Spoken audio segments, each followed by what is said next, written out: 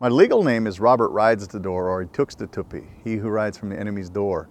We shortened it to Door to be competitive in mainstream society. Once we changed the name, life got a little easier. Credit was approved, bank loans were approved, and I didn't have to explain to people that didn't understand our culture what's the basis of my name. But I still embrace the uniqueness of my name, but Robert Door is the easiest way when you're combining two worlds. The challenge for me living in two worlds was being successful. Successful on the non-Indian world and successful on the Indian world. But I'm firmly grounded in our culture. I'm firmly grounded in the people and who we are and who I am as a true Piikani Blackfeet. And I never wavered from that. A true warrior today can compete in both worlds. So I was willing to take on some of the haters and follow my dream. And at the end of the day, that's all I did, is I believed in me and never doubted what I believed I could become as an Indian man, but also as a professional, as a fan. And that's what I did. If I can do it, a kid from Browning, Montana, and rise from the ashes, others can as well. It's not easy. It's not easy. I'm not saying it was easy, because you're going to face obstacles where you want to quit. You're going to face situations where you want to quit. You're going to face death. You're going to face tragedy. You're going to face a lot of hardship. But you're going to face haters. But if you can just push through it, you never know what's right there, right next to you, just inches away. If you just don't quit, you keep pushing through, you're either a victim of bad choices or victorious. You can't be both. And so my choice every time, most of the time, was to be victorious.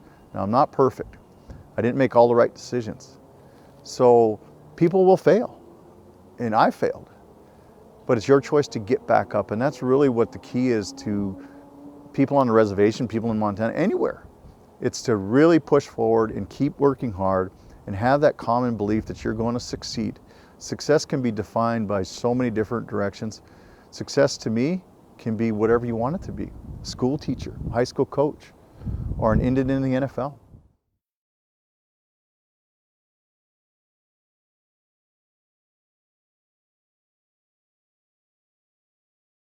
A lot of people, when they visit the reservation, if you're not from there, you immediately see some of the harshness, and maybe you've heard some of the stories of the less than favorable environment that it is up there. It is harsh. It is harsh. It's a harsh environment, but for me as a kid growing up, I knew nothing but love, family, tradition, and I was raised in the culture. So I grew up with the beautiful side of who we are as a people. Being from there, I'm proud to be from the reservation. I'm proud to be from Piikani country. That's who I am, and that's the basis for what drives me today. And I'm firmly grounded in my hometown. The people that I grew up with and know, you'll never find more people that show more love, more caring, quick to embrace, and will fight for what they believe in. And we're survivors. We're a generation of survivors.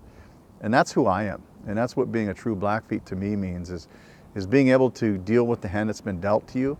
And you have a choice to either be a victim of bad choices, bad environment, or you can be victorious. And for me, I really feel like my journey has been a combination of all those things. So I'm battle tested, but I also represent a people that I'm proud to call my family and friends and tribe. And when it comes to family, I'll do anything for family. But a horrible night in November 28, 1992, my brother was taken away from me. And that had a tremendous impact. As natives on the reservation, we face a lot of death. Death is common. It's all over the place. Hardships are common. And they're far too young, far too early in life.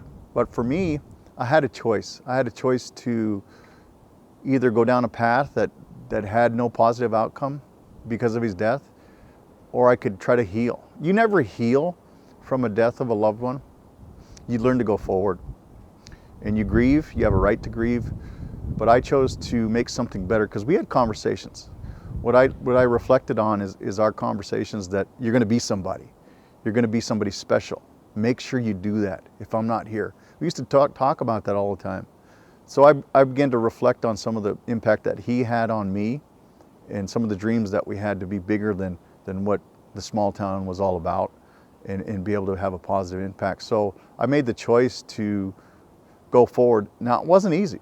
It wasn't easy. There was a lot of heartbreak, but we learned to heal. But I hold him in my heart. I hold it as a way to keep going forward.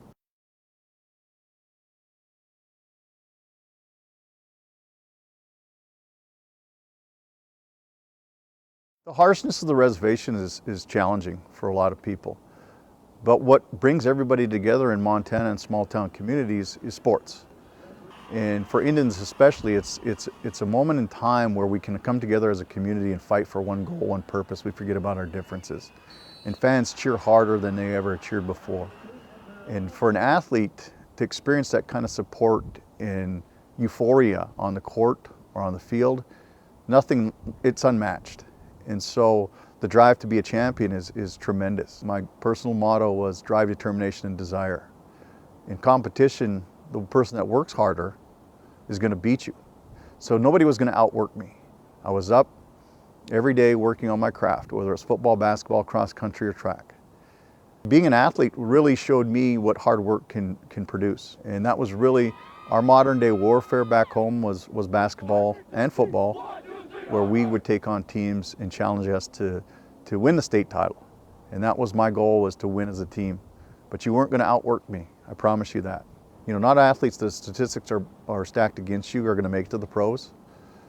I didn't make it as a pro athlete, but I made it as a professional into the National Football League. That was a dream of mine.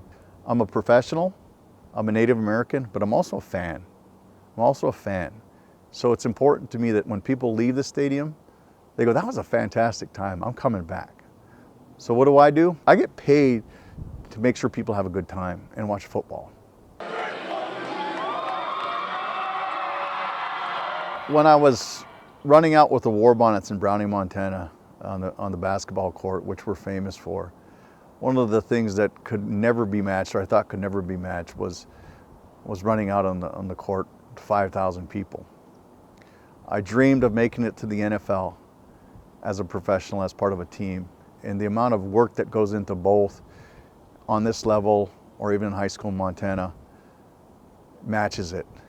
And it's just on a bigger scale. But I think about my roots all the time. I think about every day being in this stadium and think about where I came from. And I'm blessed with undeserving blessings, truly. And that's really, you got to put them in perspective. Just a Montana boy that dreams big. And so I look back and I smile sometimes when I think about the crowd and where I'm coming from, and the camaraderie that comes from when you have 80 to 100,000 fans screaming at the top of their lungs. All it is Browning, Montana in the gym on a Friday night on a much bigger scale.